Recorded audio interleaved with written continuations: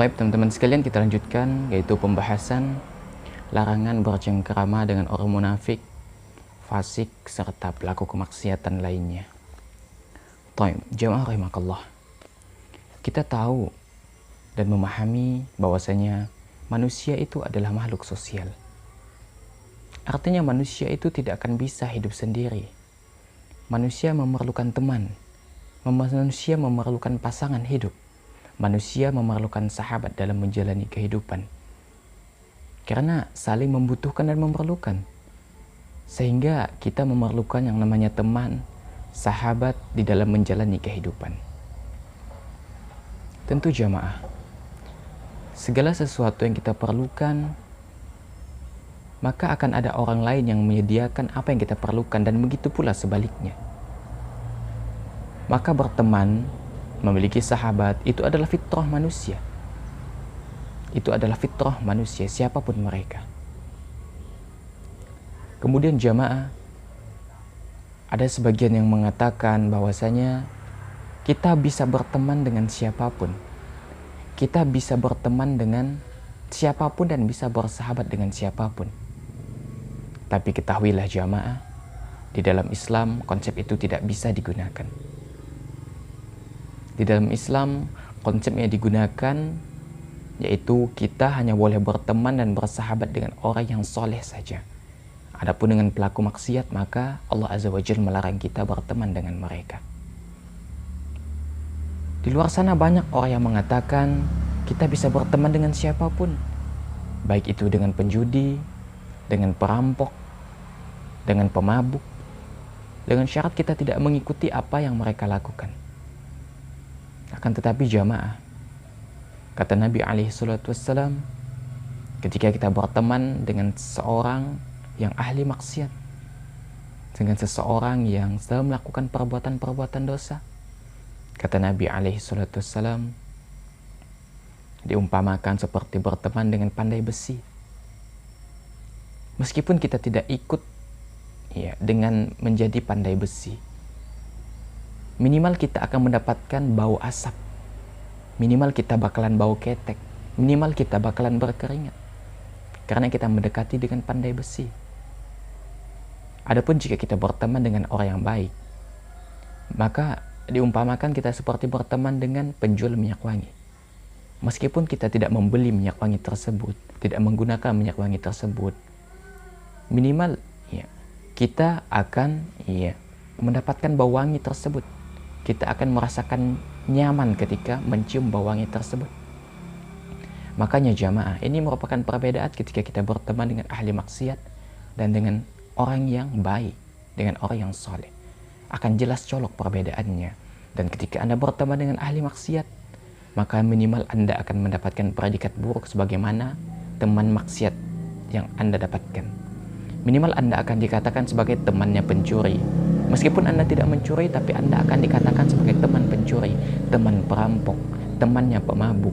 Karena teman-teman kumpul Anda adalah ahli maksiat. Sedangkan ketika Anda berteman dengan orang yang soleh, maka Anda akan senantiasa mendapatkan kebaikan-kebaikan, mendapatkan faidah, mendapatkan nasihat ketika Anda melakukan kesalahan. Dan minimal Anda akan disebut sebagai orang yang baik, atau misalkan disebut sebagai teman ustadz. Tentu itu predikat yang baik, temannya ulama, temannya orang soleh, temannya ahli ibadah. Tentu itu perkara yang baik. Dan predikat itu sangat baik sekali di mata manusia. Berbeda ketika Anda dikatakan sebagai temannya pemabuk, temannya penjudi. Tentu itu tidak enak didengar di telinga, dan tidak enak ketika dilihat menggunakan mata. Maka jamaah, Islam memerintahkan kita berteman dengan orang yang baik-baik saja. Maka jangan pernah berteman dengan ahli maksiat. Karena Allah Subhanahu wa Ta'ala telah melarang hal tersebut. Terlebih yang maksiat yang dia lakukan itu adalah menghina ayat-ayat Allah, mengolok ayat-ayat Allah, yang merendahkan syariat Islam. Karena banyak jamaah kita temukan dia muslim, tapi dia meremehkan dan merendahkan syariat Allah dan menjadikan ajaran Islam sebagai alat untuk memperolok-olok, sebagai candaan. Maka Allah Azza wa Jalla perintahkan kita untuk meninggalkan mereka. Apa kata Allah Subhanahu wa Ta'ala? Wa idza ra'aita alladziina yakhuduna fa'rid 'anhum hatta yakhudu fi haditsin ghairi. Ya. Apabila kamu melihat orang-orang memperolok ayat-ayat kami, maka tinggalkanlah mereka sehingga mereka membicarakan pembicaraan yang lain. Al-An'am ayat 68. Maka ketika kita memiliki teman, mempunyai teman yang hobinya maksiat, ya, yang hobinya ya, menghina ayat-ayat Allah, menghina cadar, menghina cingkrang, ya, menghina jenggot, maka Allah Azza wa Jalla perintahkan kita tinggalkan mereka ketika mereka melakukan kemaksiatan itu, ya, sampai mereka melakukan pembicaraan yang lain. Maka Allah Azza wa Jalla menyuruh kita, memerintahkan kita untuk meninggalkan mereka. Iya. Kemudian jemaah, ketika kita bercengkrama dengan ahli maksiat, ya, bergaul dengan ahli maksiat, maka dikhawatirkan akan timbul rasa cinta terhadap mereka. Dan ini sangat berbahaya sekali jemaah. Apa kata Nabi alaihi salatu wassalam? Anta ma'aman ahbabta. Engkau bersama dengan orang yang engkau cintai. Maka janganlah kita mencintai ahli maksiat. Janganlah kita mencintai orang yang senantiasa mengolok-olok ayat-ayat Allah dan Rasulnya, atau menghinakan ayat-ayat Allah dan Rasulnya. Iya. Maka Allah Azza wa Jalla perintahkan tinggalkan mereka. Karena khawatir ketika kita cinta kepada mereka, peduli kepada mereka, menjadikan mereka sahabat. Maka kita khawatir jamaah, ketika kita berteman dengan mereka, jatuh cinta dengan mereka, akhirnya kita menjadikan mereka sahabat. Maka yang kita khawatirkan, kita akan cinta kepada mereka dan kita tidak menegur mereka ketika mereka melakukan kemaksiatan.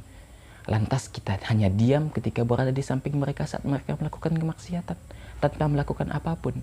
Apa kata Allah Subhanahu wa taala? Allah berfirman, ya. Fa in tardaw anhum fa innallaha la yarda 'anil qaumil fasiqin. Jika kamu ridho dengan mereka, maka sungguh Allah tidak ridho dengan orang-orang fasik, dengan orang-orang yang zalim. Iya. Maka jamaah, hendaknya kita senantiasa berteman dengan orang-orang yang soleh. Jangan pernah kita berteman dengan ahli maksiat. Karena kadang-kadang ahli maksiat itu akan membawa pengaruh dengan kita ketika kita berteman dengan mereka. Banyak kita saksikan di luar sana. Ya, dan ini kenyataan jamaah. Banyak orang yang dulunya baik, akhirnya terjatuh ke lembah kemaksiatan karena pergaulan yang salah. Banyak orang yang jatuh ke dalam kesyirikan karena pergaulan yang salah. Banyak orang yang jatuh ke dalam pergaulan bebas karena memilih teman yang salah. Makanya teman-teman sekalian, teman itu adalah cermin bagi diri kita. Dengan siapa kita berteman, maka itulah cermin kita. Ketika Anda berteman dengan orang-orang yang baik, maka Anda akan mendapatkan predikat orang yang baik. Karena orang yang baik tidak akan berkumpul kecuali dengan orang yang baik. Akan tetapi ketika Anda memiliki teman yang buruk dan Anda berkumpul dengan orang yang buruk, dengan ahli maksiat, maka Anda akan mendapatkan predikat orang yang buruk. Anda akan mendapatkan predikat ahli maksiat. Karena keburukan tidak akan mungkin berkumpul kecuali dengan keburukan. Makanya jamaah, hendaknya masalah ini kita pikirkan. Pikirkan dengan siapa kita bergaul, dengan siapa kita berteman. Karena jamaah, ketika kita memiliki teman yang soleh, yang dapat mengingatkan diri kita kepada Allah, maka insya Allah mereka akan memiliki kekuatan ketika Allah Azza wa Jalla memberikan syafaat, memberikan izin kepada dia untuk memberi syafaat. Maka insya Allah kita akan mendapatkan syafaat mereka.